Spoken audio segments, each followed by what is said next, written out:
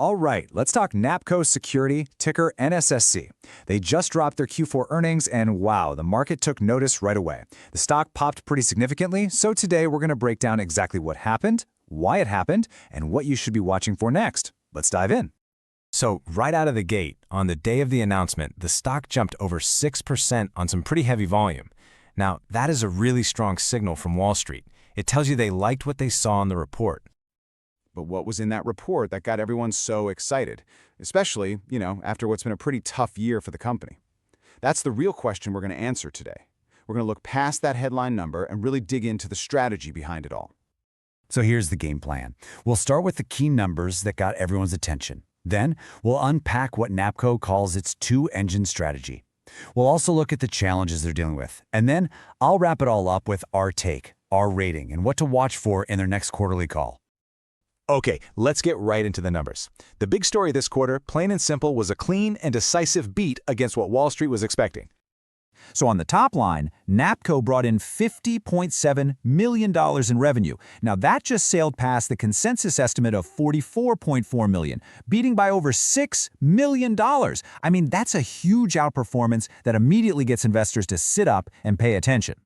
And that strength wasn't just on the top line. It continued right down to the bottom line. GAAP earnings per share came in at 33 cents, which was comfortably ahead of the 27 cents analysts were looking for. So a solid beat on both revenue and earnings. The big question is, where did that strength actually come from? Well, the answer really lies in the mix of that revenue. Just look at this split. 44% of it is high-margin recurring revenue, and the other 56% is your more traditional equipment sales. Understanding this particular mix, well, that's the key to understanding NAPCO's entire business model. And this brings us right to what the company's management team calls their two-engine strategy. You can think of it as the core of their business, and it's all about balancing stability with growth. So first, let's just quickly define a key term you're going to hear a lot: recurring service revenue, or RSR. Just think of this as subscription income, money they get every single month from services like alarm and fire radio monitoring. For investors, this stuff is gold. It's predictable, it's stable, and it's incredibly profitable. And right here, you can really see those two engines at work. So engine number one, that recurring revenue, that's the profit machine. It's growing 10% year over year with a frankly stunning 91% gross margin. Now look over at engine two, hardware. Yeah, it was down 5% from last year, but, and this is the crucial part, it jumped 27% just since last quarter. That is a huge signal that a powerful rebound is starting to take shape. And you don't just have to take my word for it. The company's chairman and CEO, Dick Soloway, really hammered this point home on the earnings call. He said that this recurring revenue model is exactly what gives them stability and the foundation to keep innovating. It's clearly at the heart of their strategy. Now, that big rebound we just saw in hardware sales, it didn't just happen in a vacuum.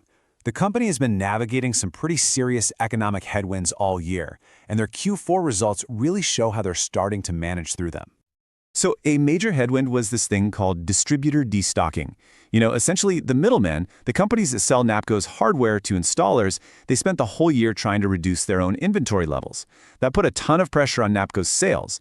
But that big sequential jump we saw in Q4, it suggests that process is finally starting to ease up. So to fight back against cost pressures from things like tariffs, management took two very clear steps. First, they went ahead and put through an 8.5% price increase across the board. And second, they're really leaning into their manufacturing facility in the Dominican Republic, where tariffs are way lower than for competitors who make their stuff in Asia or Europe. So the big takeaway here is management's confidence going forward. They're actually projecting double-digit growth in equipment sales for the next fiscal year. They expect the full benefit of those price hikes to hit the books next quarter. And they're betting on new products like their MVP Access platform to drive even more of that juicy recurring revenue. Oh, and they also continue to see school security as a major long-term growth driver. Okay, so management is sounding pretty confident. How does this all boil down into our own analysis? Let's put all the pieces together and figure out what we, as investors, should be watching for on the next earnings call. All right, here are the 4 key catalysts we are putting on our watch list. Number 1, can that recurring service revenue run rate finally push past that big symbolic $100 million mark? 2, are we going to see firm proof that hardware orders have fully and sustainably recovered? 3, what will the early adoption numbers look like for that brand new MVP Access platform? And finally, any resolution of some lingering litigation would remove a key overhang on the stock. So here it is, here's our call. We're cautiously optimistic. We're expecting a strong start to their fiscal year 26, mainly because those price increases are going to start kicking in. The positive vibe around the stock will probably stick around, but for the stock to really move much higher, investors are going to need to see concrete proof that hardware growth is re-accelerating. And for that reason, we're assigning a market perform rating. That recurring revenue engine gives the stock a really solid floor, but the real question is whether that hardware rebound has enough fuel in the tank to drive it to the next level. And that is the billion-dollar question for next quarter. This is not financial advice.